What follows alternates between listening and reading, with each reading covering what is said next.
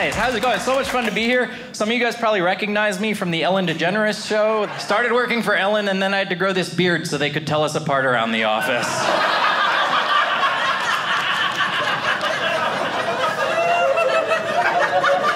You don't have to laugh that hard at that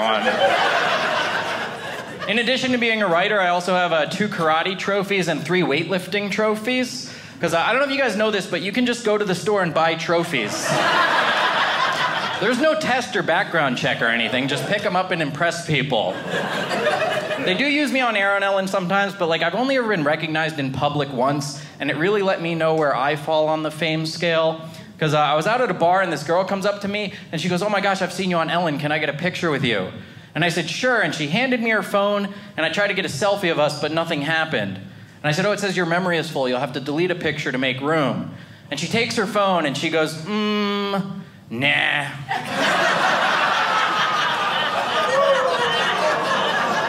It's the kind of star power you're dealing with here in Provo.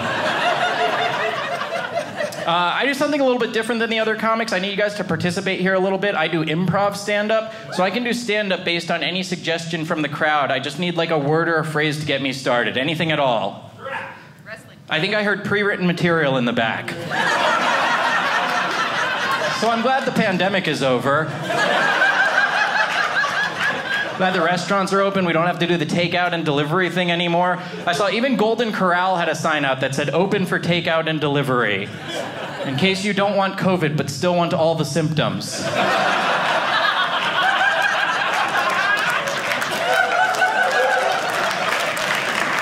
My chest hurts and my stomach hurts and none of this food tastes right.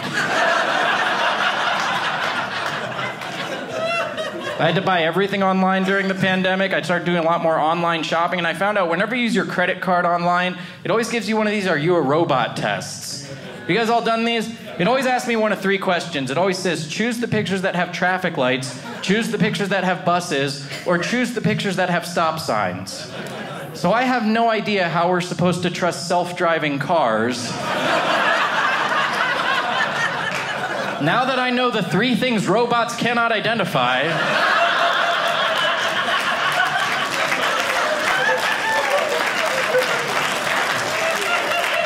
are traffic lights, buses, and stop signs. How is that the robot test? Do you think the robot test would be choose the pictures that show irony, sadness, and love? But instead it's like a DMV exam. It's choose the pictures that show blind pedestrians. Robots can't see those. My car already has technology on it that I don't understand. It has one of these smart radios that tells you what's playing. It says Nirvana when Nirvana comes on, and Smashing Pumpkins when Smashing Pumpkins comes on, and Garbage when Coldplay comes on. Somehow it knows. I was really glad they decided not to cancel the college football season last year, because I'm a big college football fan. Anyone else here? Nice. I love college football. The one thing I've never been able to figure out, though, is how is Army not the best college football team? There's just a bunch of school students playing football against each other, and then for some reason, one of the teams is the United States Army. The most elite fighting force on the planet, and they're not that good. Doesn't make any sense to me. How do you defeat Nazi Germany, Soviet Russia, and the Islamic State in Syria, then lose to Western Kentucky?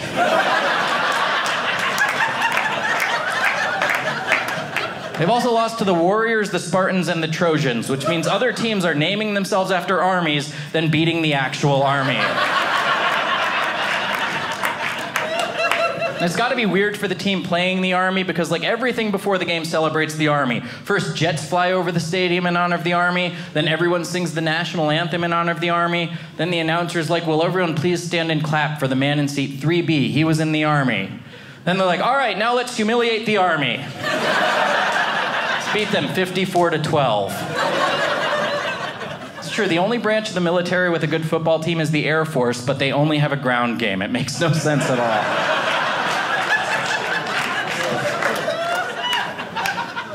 Done a lot of hiking this last year. I went to Joshua Tree a lot because I live in Los Angeles, And I don't do drugs, but I found out whenever you go to Joshua Tree from Los Angeles, people always say the same thing. They go, you have to do mushrooms. Joshua Tree is beautiful on mushrooms. Which sounds like this amazing experience at first, but you know what else is beautiful on mushrooms? Your garage.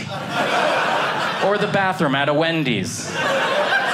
Everywhere is beautiful on mushrooms. Joshua Tree is not doing the heavy lifting there.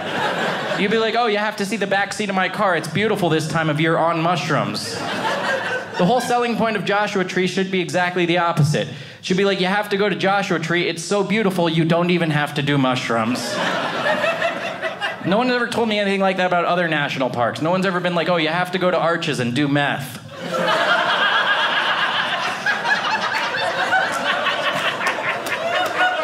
Although I'm sure some people have if you've driven down that way.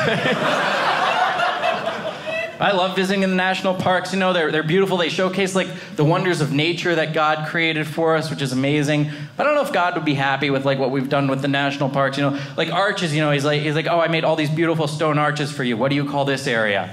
And we're like, that's the Devil's Garden. And he's like, oh, and what about all these mountains and canyons I made for you in California? And we're like, Devil's Post Pile, Devil's Punch Bowl, Devil's Canyon, Devil's Backbone. He's like, and the rock formation I made in Wyoming? You call it the Lord's Hill or Mount Jesus. And we're like, no, that's the Devil's Tower. He's like, didn't you name anything after me? It's like, well, in Colorado we have an area called Garden of the Gods. He's like, well, you tried, but you made it plural like I specifically asked you not to.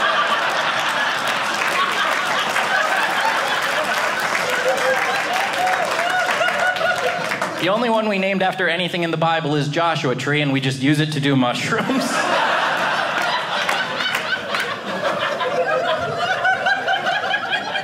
I'm excited for international travel to open up again. The last trip I took, I went to Africa for the first time. It was amazing. It was one of the most amazing trips I've ever been on, but it was the first trip where I had to take medication before I went. I got these malaria pills, and it said on the bottle, take 1 pill by mouth daily. I was like, you don't have to put by mouth on there. The default place anyone puts pills. No one guesses another hole first. No one ever gets a bottle of Tylenol and is like, it doesn't say where they go. I know where I'm gonna stick these.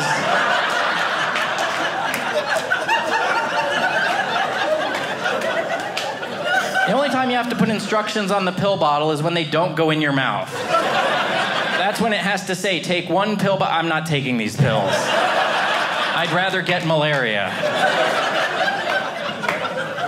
I want to get the COVID vaccine. I haven't gotten it yet, but like it's weird because I've never been skeptical of vaccines, and then the harder they try to push it, the more skeptical I get. Like I was all on board with it, you know. Like they used to have they had a measles vaccine. I was like, yeah, I'll get that. And then he came out with a tetanus vaccine. I'm like, yeah, I'll get that. They had a Lyme disease vaccine. I was like, I'll get that. And then he came out with the COVID vaccine. I'm like, yeah, I'll get that. And they're like, come on, we'll give you free donuts and your rights back. And I'm like, all right. Relax, I said I'd get it. I'll go to my doctor. And they're like, no, don't go to your doctor. Just come to Dodger Stadium. We'll give it to you in a van in the parking lot. And I'm like, what is in this vaccine? Honestly, all Joe Biden has to do to get me to get the vaccine is to go 24 hours without telling me to get the vaccine. I've literally been on my way out the door to go to CVS to get the vaccine, and then Joe Biden pops on the TV and goes, you better get the vaccine. And I'm like, nope, something's up.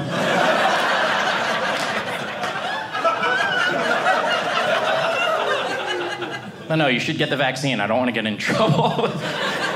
They'll put a warning on this on YouTube.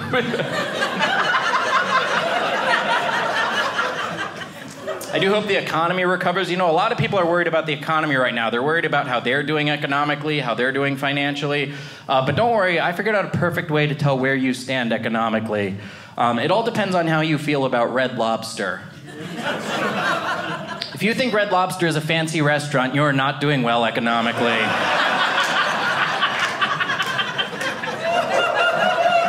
Because Red Lobster is not a fancy restaurant. It's Applebee's plus lobster. And the thing they're most famous for is their Cheddar Bay biscuits, which is weird because if you serve lobster, but you're more famous for the free bread you left on the table, you are not making the lobster correctly. It's really nice to be back on the road for stand-up. Whenever I'm on the road, I try to travel cheap, so I stay at Motel 6 a lot. And then some nights I'm in the mood for something a little cleaner and classier, and I just sleep in the car. Motel 6 is like the Red Lobster of hotels. I don't mind staying in a different motel every night, but then I have to figure out how a different shower works every morning, which always makes me feel like I'm a lab rat in some sort of cruel experiment. I'm just standing there naked and scared in front of a bunch of buttons and levers. And I know that one of them will punish me with hot water, and one of them will punish me with cold water. But if I can figure out the code, I'll get some warm water. And of course, the whole experiment's being timed, because if you don't figure it out by 9 a.m. and get downstairs, they take away breakfast and you don't get any cheese.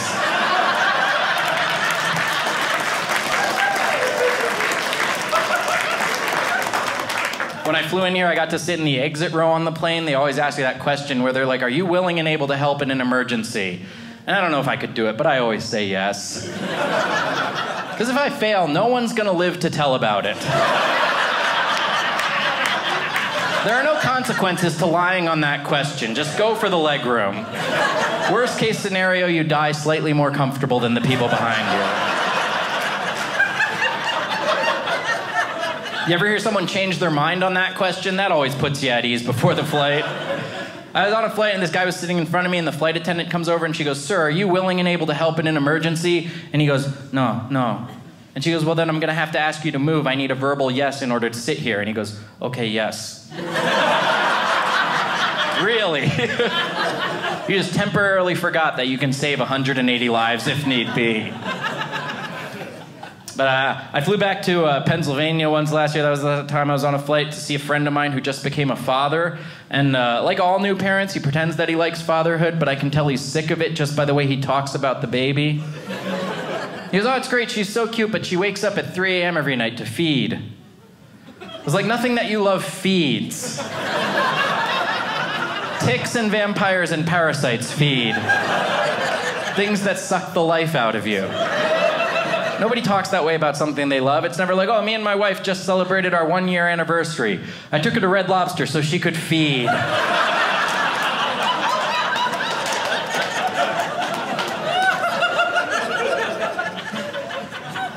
They have kids now. I think that's great. I'd like to have kids someday. I don't know if you guys have kids. It seems fun, but it's a big responsibility, and it's a much bigger responsibility than it used to be because they don't stay kids forever, and no one ever moves out of their parents' house anymore.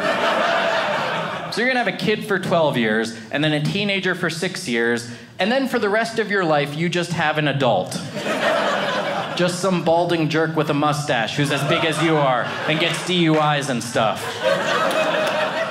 No one prepares you for that part. They're always like, watch out for the terrible twos. They're never like, watch out for the divorced 41s.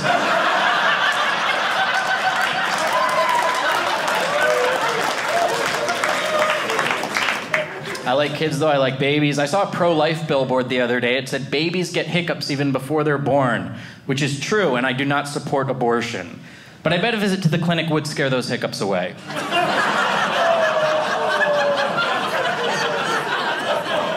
I like that one because it's a pro-life joke that offends pro-life people, just alienates everybody. No one knows what to think of me anymore. More political jokes? It's hard to do political jokes right now because this country's so divided. We're fighting over so many stupid things like transgender bathrooms. People are arguing over whether transgender people should use the bathroom that matches their biological sex or the bathroom that matches their gender identity. And both sides are upset because they don't want to use a public bathroom with someone who makes them uncomfortable. Which makes perfect sense. Unless you've ever used a public bathroom. There's always someone who makes you uncomfortable.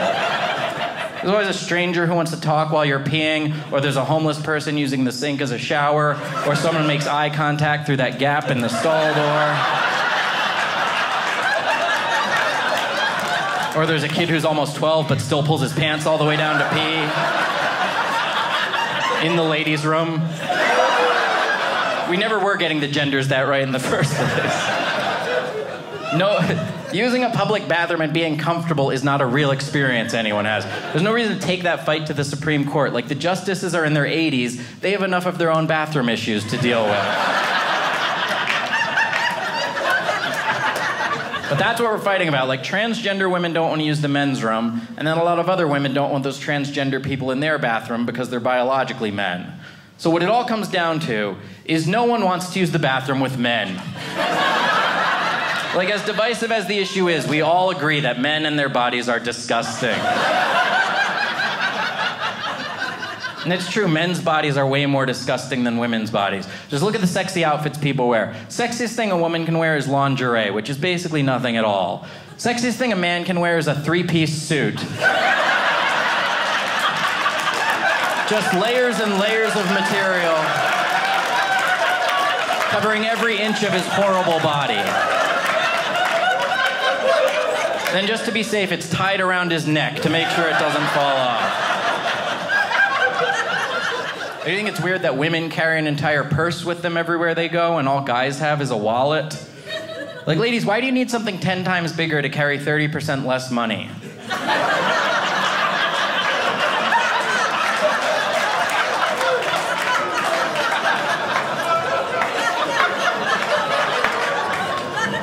In case you haven't figured out, I am a Republican, but it's too late for anyone to hate me. You already laughed at some of the jokes.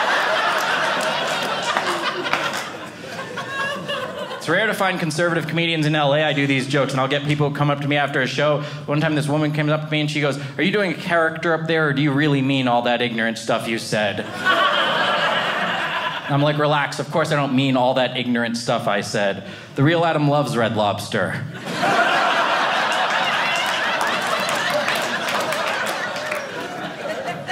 But they're all politically correct out there. You know, they call everything racist now. There's even this stereotype that NASCAR fans are all rednecks and racists, which I don't really think is fair because I don't think NASCAR fans can help it. I don't. I mean, people who are into the cello are cellists, and people who are into gymnastics are gymnasts. So naturally, people who are into racing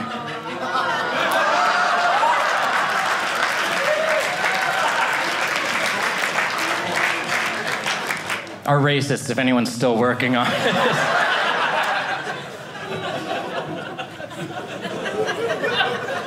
Do you like living out in Hollywood? You know, they have weird political issues out there, though. They ban plastic straws because apparently they take 100 million years to decompose. So they've replaced them with paper straws, which decompose before I finish my drink. My only options are to either kill a sea turtle or have compost in the bottom of my cup. But no, it's good they got those straws out of the ocean to make room for these masks. We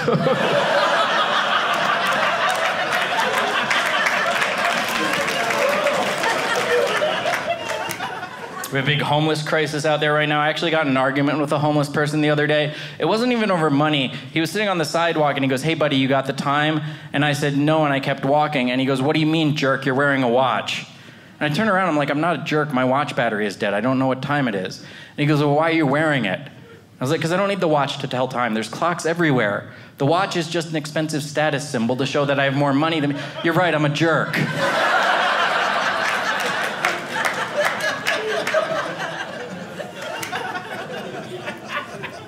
I do like living out there, but the earthquakes still scare me because I grew up on the East Coast, so I have no idea what you're supposed to do to stay safe in an earthquake. Ever since moving to the West Coast, I've only ever heard two pieces of advice. First thing I've been told is that you're supposed to stand in a doorway. Second thing I've been told is, no, that's not true. You're not supposed to stand in a doorway. And that's all anyone will tell me. No one has any idea what you're actually supposed to do in an earthquake. Then someone tried to tell me you're supposed to lay on the ground. I was like, the ground is what's trying to kill you. But I keep hearing that we're due for the big one, and I want to be prepared, so I went out and I researched it, and I got this stuff. It's called earthquake putty. It's like a super adhesive for your furniture, and I used it to glue googly eyes to all my stuff. It won't save my life. It'll just look kind of funny as I'm dying.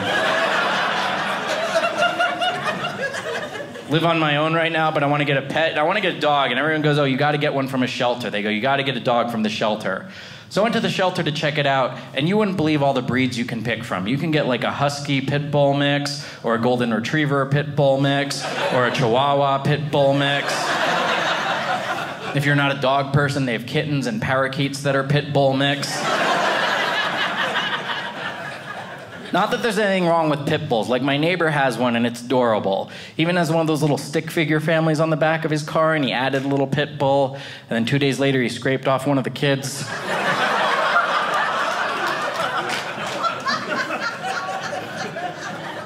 Some people try to defend pit bulls. They say, oh, they're the sweetest dog in the world. They just have a bad reputation. Then every time I turn on the TV, a pit bull is doing something horrible. It's always like pit bull attacks jogger, or pit bull bites child, or pit bulls collaborating with R. Kelly. There's probably some newer rapper I could update that with. Like, I don't know the rappers now. I just know they have face tattoos everywhere, which is weird, you know? Like 15 years ago, I was like, why would anybody want a stupid face tattoo like Mike Tyson? And now I find myself going, why can't you just get a nice face tattoo like Mike Tyson? Just a good old-fashioned conservative face tattoo. He could land a job interview with that. Or one of those teardrops that says you killed someone, something nice. Now these rappers have like lines under their cheeks and squiggles on their foreheads and numbers under their eyes. It looks like they went out and got one stupid face tattoo, and then to teach them a lesson, their dad made them get an entire pack of stupid face tattoos. I'm kidding, they don't have dads.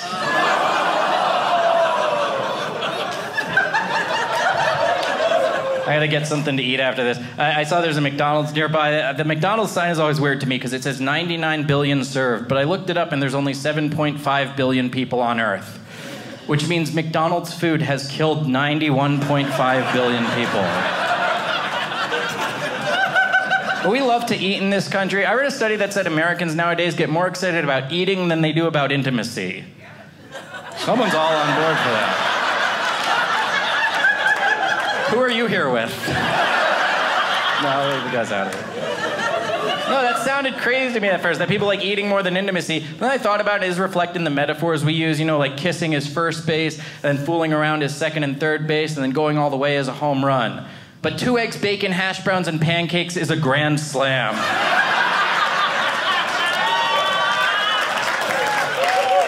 A lot of Denny's fans here tonight.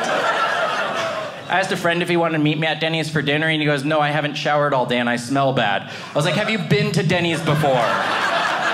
Never stopped anyone from going. It's not a fancy place like Red Lobster. All right, thanks a lot, you guys. That's my time. Thank you, Dry Bar Comedy.